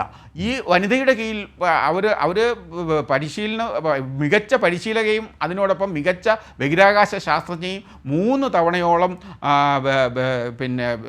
ബഹിരാകാശ നിലയത്തിന് പുറത്തിറങ്ങി ബഹിരാകാശ നിലയം റിപ്പയർ ചെയ്ത് ഇത് ഉള്ള എക്സ്പീരിയൻസ് ഉള്ള ആളുകൾ. അപ്പോൾ അവരുടെ കൂടെയൊക്കെ ഉള്ള ഒരു പരിശീലനം എന്ന് പറഞ്ഞാൽ വലിയ നേട്ടമാണെന്നുള്ള കാര്യത്തിൽ നമുക്ക് മനസ്സിലാക്കാൻ കഴിയും. ഏതായാലും നമ്മളൊരു 580 കോടി രൂപയാണ് നമ്മൾ ടിക്കറ്റ് എടുത്ത് ബഹിരാകാശത്തേക്ക് പോകുന്ന പോലെയാണ് എങ്കിൽ 580 കോടി രൂപയാണ് ഇതിനായിട്ട് മുടക്കിയിരിക്കുന്നത്. എന്തായാലും അതൊരു വലിയ നേട്ടമായി നമ്മൾ കാണണം. തീർച്ചയായും വലിയ നേട്ടമാണ്. കാരണം നാം സങ്കല്പിക്കുന്ന 2-3 ഘടകങ്ങളുണ്ടത്. ഒന്ന് രാജ്യം എന്ന നിലയിലുള്ള നേട്ടം, 2 ശാസ്ത്രലോകത്തിന് മനുഷ്യകുലത്തിന് പുതിയ അറിവുകൾ ലഭിക്കുന്ന നേട്ടം, 3 ഇതിലെ എക്സ്പീരിയൻസ്. ഈ പരീക്ഷണങ്ങൾക്ക് പുറമെ ഇതിലെ എക്സ്പീരിയൻസ്, ഇതിൻ്റെ അനുഭവം വളരെ വ്യത്യസ്തമാണ്. നാം മനസ്സിൽ കാണുന്നതോ പരകായ പ്രവേശത്തിൽ നമുക്ക് ഊഹിക്കാവുന്നതിനോ അപ്പുറമാണ്. കാരണം ഈ ഗ്രാവിറ്റി ഇല്ലാത്തൊരവസ്ഥയിൽ ഒരുപക്ഷെ നമുക്ക് സങ്കല്പിക്കാം, പക്ഷേ ഗ്രാവിറ്റിയിൽ രൂപപ്പെട്ട ശരീരമാണ് നമ്മുടേത്. അത് ഗ്രാവിറ്റി ഇല്ലാത്തൊരവസ്ഥയിലേക്ക് പോകുന്നു, ഇത്ര ദിവസങ്ങൾ കഴിയുന്നു, അവിടെ പരീക്ഷ നടത്തി വരുന്നു. ഇത് ചിന്തിക്കുമ്പോൾ ഒരുപക്ഷെ വല്ലാത്തൊരു അനന്തത തോന്നുന്നു. തീർച്ചയായും ദിലീപ് മലയാലപ്പുഴ, ഈ ആക്സിയം 4 ദൗത്യത്തിൻ്റെ മറ്റ് ദൗത്യങ്ങളിൽ നിന്നുള്ള പ്രത്യേകത, അതായത് ഇപ്പോൾ ഇത് പുറപ്പെടുന്ന സമയത്ത് തന്നെ നിരവധി ഘട്ടം ഇതിൻ്റെ പോക്ക് മാറ്റിവെച്ചതാണ്. പല വിധത്തിലുമുള്ള മെയിൻ്റെനൻസ് ആവശ്യമായി വന്നു, പല വിധത്തിലും പിഴവുകൾ പരിഹരിച്ച് ഓരോന്നും മുമ്പോട്ട് പോയത്. ഇനിയിപ്പോൾ അവിടെ എത്തി ഡോക്ക് ചെയ്തു, ഇനി അൺഡോക്കിംഗ് ആണ്. അൺഡോക്കിങ്ങിന് ശേഷം ഉള്ള ഏറ്റവും വലിയൊരു പ്രതിസന്ധി താങ്കൾ നേരത്തെ സൂചിപ്പിച്ചു, ഇന്ത്യൻ അറ്റ്മോസ്ഫിയർ ഭൂമിയുടെ അറ്റ്മോസ്ഫിയറിലേക്ക് അല്ലെങ്കിൽ ഭൗമ അന്തരീക്ഷത്തിലേക്ക് ഇടിച്ചിറങ്ങുമ്പോൾ ഉണ്ടാകുന്ന ഫ്രിക്ഷൻ, അത് രൂപപ്പെടുത്താവുന്ന അപകടം. അങ്ങനെ അപകടങ്ങൾ സംഭവിച്ചിട്ടുണ്ട്. അപ്പോൾ അങ്ങനെയൊക്കെയുള്ള നേട്ടം. അപ്പോൾ ഇതിനെയൊക്കെ പരിഹരിക്കുന്ന വിധത്തിലുള്ള ഏറ്റവും പോസ്റ്റ് മോഡേണായ സംവിധാനമാണ് ഇതിലൊരുക്കിയിരിക്കുന്നത് അല്ലേ? എന്താണ് മറ്റ് ദൗത്യങ്ങളിൽ നിന്നും ഈ ആക്സിയം 4 ദൗത്യത്തെ വ്യത്യസ്തമാക്കുന്നത്? ആക്സിയം 4 ദൗത്യം യഥാർത്ഥത്തിൽ ഒരു വാണിജ്യ ദൗത്യമാണ്. അതായത് ഈ 4 പേരിൽ 3 പേരും പണം അങ്ങോട്ട് കൊടുത്ത്, അതായത് ടിക്കറ്റ് എടുത്ത് യാത്ര ചെയ്യുന്ന ഒരു ഇതാണ്. എല്ലാ 3 രാജ്യങ്ങളിൽ നിന്നുള്ളവരാണ്. പെഗ്ഗി വിറ്റ്സൺ പിന്നീട് ആക്സിയത്തിലെ ആളാണ്, പരിചയസമ്പന്നയായ ആളാണ്. അപ്പോൾ ഈ ആക്സിയം ദൗത്യം എന്ന് പറയുന്നത്, ഈ ആക്സിയം കമ്പനി ഇത്തരം വാണിജ്യ ദൗത്യങ്ങൾക്ക് വലിയ പ്രാധാന്യം നൽകുന്ന ഒരു കമ്പനിയാണ്. അപ്പോൾ അത് എന്തായാലും ഈ ഒറ്റയ്ക്ക് പോകാൻ കഴിയാത്ത രാജ്യങ്ങളിൽ നിന്നുള്ള ആളുകളെ കൊണ്ടുപോകുന്ന ഒരു ദൗത്യമാണിത്. അപ്പോൾ ഈ പറഞ്ഞതുപോലെ നാളത്തെ പ്രധാനപ്പെട്ട പ്രവർത്തനം എന്ന് പറയുന്നത്, നിർണായകമായ പ്രവർത്തനം എന്ന് പറയുന്നത് റീ എൻട്രി എന്നുള്ളതാണ്. റീ എൻട്രി അതായത് ഭൗമ അന്തരീക്ഷത്തിലേക്ക് പേടകം പ്രവേശിക്കുന്ന ആ ഘട്ടം, അത് നിർണായകമാണ്. പലപ്പോഴും അപകടങ്ങൾ സംഭവിച്ചിട്ടുള്ള അവിടെയാണ്. നമ്മൾ പ്രധാനമായിട്ടും നമ്മുടെ കൽപ്പന ചൗളയൊക്കെ കൽപ്പന ചൗള ഉൾപ്പെട്ട ബഹിരാകാശ ബഹിരാകാശ സഞ്ചാരികൾ അപകടത്തിൽപ്പെടുന്നത് റീ എൻട്രി സമയത്താണ്. അത് അന്ന് അവർ വന്ന വാഹനത്തിലെ ഒരു ഭാഗത്തിനുണ്ടായ സാങ്കേതിക പ്രശ്നം അത് മൂലം ചൂട് കൂടുകയും അത് പൊട്ടിത്തെറിക്കുകയും ആ വാഹനം പൊട്ടിത്തെറിക്കുകയാണ് ചെയ്തത്. അങ്ങനെ ആ ബഹിരാകാശ പഠനത്തിലെ മുഴുവൻ പേരും മരിച്ചുപോയി. അപ്പം അങ്ങനെയുള്ള അപകടങ്ങൾക്കുള്ള വളരെ സാധ്യതയുള്ള ഒരു ഘട്ടമാണത്. എന്നാൽ ഈ നിരവധി തവണ ഈ ഇത്തരം ദൗത്യത്തിലൂടെ കടന്നുപോയിട്ടുള്ള ഒരു വാഹനമാണ് ഇതെന്നുള്ളത് കാര്യത്തിൽ യാതൊരു സംശയമില്ല. ഏതാണ്ട് 5 തവണയോളം ഈ മനുഷ്യരെ ബഹിരാകാശത്ത് എത്തിച്ച്, അതുപോലെ തന്നെ കാർഗോ, അതിൽ കൂടുതൽ ബഹിരാകാശ നിലയത്തിലേക്കുള്ള കാർഗോ സുരക്ഷിതമായിട്ട് എത്തിച്ചിട്ടുള്ള എക്സ്പീരിയൻസ് ഉള്ള ഒരു പേടകമാണ് ഇപ്പോൾ ഇവർ വരുന്ന ഡ്രാഗൺ പേടകം. തീർച്ചയായും ഞാൻ ഈ ഘട്ടത്തിൽ ഔചിത്യമാണോ എന്ന് എനിക്കറിയില്ല. പക്ഷേ സമകാലിക ഇന്ത്യൻ യാഥാർത്ഥ്യമൊക്കെ വെച്ചിട്ട് ചോദിക്കുന്നതാണ്. കാരണം ഇത്തരത്തിൽ ഇങ്ങനെ ഈ വാണിജ്യ ആവശ്യത്തിനുള്ള ഒരു സ്വകാര്യ വ്യക്തികളുടെ അല്ലെങ്കിൽ സ്വകാര്യ സംരംഭങ്ങൾ അതൊരു പക്ഷേ മാതൃകയാക്കി ഇവിടെയും അതിനുള്ള സാധ്യതകൾ തേടുന്നതിലേക്കൊക്കെ പോകില്ലേ? അപ്പോൾ എങ്ങനെയാണ് അതിനെ കാണാനാകുന്നത്? അതായത് ഇത്തരം ദൗത്യങ്ങൾ നമ്മളും ISROയും ഇനിയും ലോകത്തെ തന്നെ ബഹിരാകാശ സംഘടനകളിൽ ഇപ്പോൾ ISRO മുൻനിരയിൽ തന്നെയാണ്. നാസയും അതുപോലെ European space agency, Japanese space agency, Russian space agency ഒക്കെ കഴിഞ്ഞു കഴിഞ്ഞാൽ യഥാർത്ഥത്തിൽ ഈ ISRO മുൻനിരയിൽ തന്നെയാണ്. നമ്മുടെ 95% ദൗത്യങ്ങളിൽ 95% മേളിലാണ് നമ്മുടെ റേറ്റിംഗ്. അപ്പോൾ അതുകൊണ്ട് തന്നെ ഭാവിയിൽ ബഹിരാകാശത്തേക്ക് ഇതേപോലെ വാണിജ്യ ദൗത്യങ്ങൾ ഏറ്റെടുത്ത് ചെയ്യുന്നതിൽ ISROയ്ക്കും കഴിയും. ഒരു 5 വർഷം, അതായത് ഇങ്ങനെ ഒരു ഇപ്പോൾ മസ്കിനെ ഒക്കെ ഏൽപ്പിക്കുന്നത് പോലെ സ്വകാര്യവൽക്കരണത്തിലേക്ക് പോകാതെ ISROയ്ക്ക് സ്വയമായിട്ട് ISROയ്ക്ക് ചെയ്യാൻ കഴിയും. ഇതുവരെ തെളിയിച്ചിട്ടുണ്ട്. ISROയുടെ ചില മേഖലകളൊക്കെ തന്നെ സ്വകാര്യവൽക്കരണ നീക്കത്തിലേക്ക് പോകുന്നുണ്ട്. പക്ഷേ ISROയ്ക്ക് സ്വയമായി ഇത് ചെയ്യാൻ പറ്റുന്ന കാര്യത്തിൽ പൊതുമേഖലയിൽ എന്ന നിലയിൽ ചെയ്യാൻ പറ്റുന്ന കാര്യം തന്നെയാണ്. അപ്പോൾ ഭാവിയിൽ വലിയ ഒരു മുന്നേറ്റമാണ് ബഹിരാകാശ ഗവേഷണ രംഗത്തുണ്ടാകാൻ പോകുന്നത്. അത് നമ്മൾ മുന്നിൽ കാണണം. ഒരു 1/4 നൂറ്റാണ്ട് അല്ലെങ്കിൽ 25 കൊല്ലം അല്ലെങ്കിൽ ഒരു 30 കൊല്ലം കൊണ്ട് ബഹിരാകാശ ഗവേഷണ രംഗത്ത് അമ്പരപ്പിക്കുന്ന മുന്നേറ്റങ്ങളാണ് ഉണ്ടാകാൻ പോകുന്നത്. ഗോളാന്തരങ്ങൾ യാത്രകൾക്ക് മനുഷ്യൻ തയ്യാറാകും. അതുപോലെ തന്നെ ചന്ദ്രനിൽ ഇപ്പോൾ ചന്ദ്രനിൽ നമുക്ക് പോയി താമസിക്കാനുള്ള സൗകര്യങ്ങളിലേക്ക് എത്തിക്കുകയാണ്. ചൈന അടക്കമുള്ള ബഹിരാകാശ ഏജൻസികൾ ആ രീതിയിലേക്കുള്ള പ്രവർത്തനങ്ങൾ തുടങ്ങിക്കഴിഞ്ഞു. 3 കൊല്ലത്തിനുള്ളിൽ ചന്ദ്രനിലേക്ക് വീണ്ടും നാസ ഒരു സ്ത്രീ അടക്കമുള്ള 4 പേരെ അയക്കാൻ പോകുന്നു. അപ്പോൾ ഒരു വരും വർഷങ്ങൾ എന്ന് പറയുന്നത് വളരെ ഈ രംഗത്ത് വലിയ കുതിപ്പുണ്ടാകാൻ പോകും. ആ കുതിപ്പിൽ നിന്ന് മാറി നിൽക്കാൻ ഇന്ത്യൻ ബഹിരാകാശ സംഘടനയ്ക്കും കഴിയില്ല. അതുകൊണ്ട് അതിലേക്ക് ചെന്ന് പെട്ടേ മതിയാവുകയുള്ളൂ. കാരണം അതാണ് ഞാൻ തീർച്ചയായും ഇതിൻ്റെ വൈൻഡപ്പിലേക്ക് പോകുമ്പോൾ ശ്രീ ദിലീപ് മലയാലപ്പുഴ, നമുക്ക് ഈ ആക്സിയം 4 ദൗത്യവും അതുമായി ബന്ധപ്പെട്ട ഇന്ത്യൻ പങ്കാളിത്തവും ഒക്കെ ക്രോഡീകരിക്കാനാവുന്നത് ഏത് വിധത്തിലാണ്? താങ്കൾ നേരത്തെ സൂചിപ്പിച്ച പോലെ ഈ ബഹിരാകാശ നിലയത്തിലേക്കുള്ള റഷ്യയുടെയും ചൈനയുടെയും അമേരിക്കയുടെയും ഒക്കെ ഒപ്പം, അല്ലെങ്കിൽ അതിനുശേഷം ഒരു സ്ഥാനമായി ഇന്ത്യക്ക് പോകാനുള്ളതിൻ്റെ സാധ്യതകൾ തുറക്കുന്നതിലെ ഒരു നിർണായക പങ്കായി ആക്സിയം 4നെ കാണാനാകും. ഇതിൻ്റെ അനുഭവങ്ങളെ ശുഭാംശു ശുക്ല വഴി ISRO വഴി അല്ലേ? 10 വർഷത്തിനുള്ളിൽ നമ്മുടെ ബഹിരാകാശ നിലയവും സ്ഥാപിക്കാൻ നമ്മുടെ സ്വന്തമായ ബഹിരാകാശ നിലയം സ്ഥാപിക്കാനുള്ള ശ്രമം ISRO ആരംഭിച്ചു കഴിഞ്ഞു. അപ്പോൾ ഇപ്പം നിലവിൽ ഉള്ള അന്താരാഷ്ട്ര ബഹിരാകാശ നിലയം നാസയുടെ നേതൃത്വത്തിലുള്ളതാണ്. അത് 25 വർഷമായി. അപ്പോൾ ഈ 25 വർഷമായതുകൊണ്ട് അത് പഴഞ്ചനായതുകൊണ്ട് അതിൻ്റെ കാലാവധി പൂർത്തിയാവുകയാണ്. 2 കൊല്ലത്തിനകം അത് ഭൂമിയിലേക്ക് കൊണ്ടുവന്ന് കടലിൽ തള്ളാനാണ് ഇപ്പോൾ ആലോചിക്കുന്നത്. അപ്പോൾ അത് കഴിയുമ്പോഴത്തേക്കിനും ബഹിരാകാശ നിലയങ്ങളുടെ ആവശ്യം കൂടും. നിലവിലിപ്പോൾ ചൈനയുടെ ടിയാങ്കോങ് എന്ന് പറയുന്ന ഒരു ബഹിരാകാശ നിലയം അന്താരാഷ്ട്ര ബഹിരാകാശ നിലയത്തിനോടൊപ്പം തന്നെ മുകളിൽ നമ്മുടെ 400 കിലോമീറ്ററിന് മുകളിലുണ്ട്. അതിൽ തന്നെ 2 ചൈനീസ് ബഹിരാകാശ സഞ്ചാരികളുണ്ട്. അപ്പോൾ നാസയുടെ നേതൃത്വത്തിലുള്ള അന്താരാഷ്ട്ര ബഹിരാകാശ നിലയം പോയി കഴിഞ്ഞാൽ ചൈനയുടെ ബഹിരാകാശ നിലയം മാത്രമേ ഉണ്ടാവുകയുള്ളൂ. അപ്പോൾ ഇതിനിടയിൽ മറ്റൊരു ബഹിരാകാശ നിലയം കൂടി ഇന്ത്യ സ്ഥാപിക്കാനാണ് ISROയുടെ ശ്രമം നടക്കുക. അതിനുള്ള ശ്രമങ്ങൾ ഇപ്പോൾ ആരംഭിച്ചിട്ടുണ്ട്. അതിനുള്ള പദ്ധതികൾ നടന്നു വരികയാണ്. അപ്പോൾ അതിനെല്ലാമുള്ള ഒരു പരിശീലന കളരിയായിട്ട് ഇതിനെ നമുക്ക് കാണാൻ കഴിയണം. കാരണം ഈ 2 വർഷത്തിനുള്ളിൽ നമ്മൾ ബഹിരാകാശത്തേക്ക് 3 പേരെ അയക്കുന്നു. അതിനുശേഷമുള്ള ബഹിരാകാശ പദ്ധതി പുതിയ പദ്ധതികൾ വരാൻ പോവുകയാണ്. നമ്മളുടെ ബഹിരാകാശ നിലയം വരുന്നു. ആ ബഹിരാകാശ നിലയത്തിലേക്ക് ലോകരാജ്യങ്ങളിൽ നിന്നുള്ള ബഹിരാകാശ സഞ്ചാരികളെ നമുക്ക് കൊണ്ടുപോകാൻ കഴിയും. എന്തായാലും ഒരു 1/4 നൂറ്റാണ്ടെന്ന് പറയുന്നത് ഇന്ത്യയെ സംബന്ധിച്ചിടത്തോളം ലോകത്തെ ബഹിരാകാശ ഗവേഷക സംഘടനകളെ സംബന്ധിച്ചിടത്തോളം വളരെ നിർണായകമാണ്. ഞാൻ പറഞ്ഞതുപോലെ ഈ ഭാവി നമ്മൾ ഗോളാന്തര യാത്രകൾക്ക് തയ്യാറെടുക്കുകയാണ്. ഭൂമിയിൽ നിന്ന് മനുഷ്യൻ മറ്റ് ഗ്രഹങ്ങളിലേക്ക് ചേക്കേറാനുള്ള പദ്ധതികളെക്കുറിച്ചാണ് ആലോചിക്കുന്നത്. ഇപ്പോൾ ചൈന ചന്ദ്രനിൽ പോയി താമസിക്കുന്നതിനെ സംബന്ധിച്ച് ആലോചിക്കുന്നു. അവിടെ താമസിക്കാൻ കഴിയുന്ന പാർപ്പിടങ്ങൾ ഡെവലപ്പ് ചെയ്തുകൊണ്ടിരിക്കുന്നു. നാസയും ആ വഴിക്ക് പോകുന്നു. ജാപ്പനീസ് ബഹിരാകാശ ഏജൻസിയും ആ രീതിയിലുള്ള പഠനങ്ങൾ തുടരുകയാണ്. അപ്പോൾ ആ ഭാവിയിൽ നമ്മളൊരു ഇപ്പോഴാലോചിക്കുമ്പോൾ നമുക്കൊരു തമാശയായിട്ട് തോന്നുമെങ്കിലും ഭൂമിയിൽ നിന്ന് ചന്ദ്രനിലേക്കും ചന്ദ്രനിലേക്ക് നിന്ന് ചൊവ്വയിലേക്കുമുള്ള ഒരു ഹൈവേ രൂപപ്പെടും. യാത്രാ ഹൈവേ രൂപപ്പെടാനുള്ള സാധ്യതകളാണ് കാണുന്നത്. ഒരു 50 കൊല്ലം, അരനൂറ്റാണ്ട് അല്ലെങ്കിൽ ഒരു 30 കൊല്ലത്തിനുള്ളിൽ ഇതൊക്കെ സാധ്യമാകുന്നു എന്നുള്ള കാര്യത്തിൽ യാതൊരു സംശയമില്ല. നമ്മുടെ ഒരു 50 കൊല്ലത്തെ ബഹിരാകാശ ഗവേഷണ ചരിത്രം പരിശോധിക്കുമ്പോൾ അമ്പരപ്പിക്കുന്ന ഗവേഷണ റിസൾട്ടുകളാണ് വന്നുകൊണ്ടിരിക്കുന്നത്.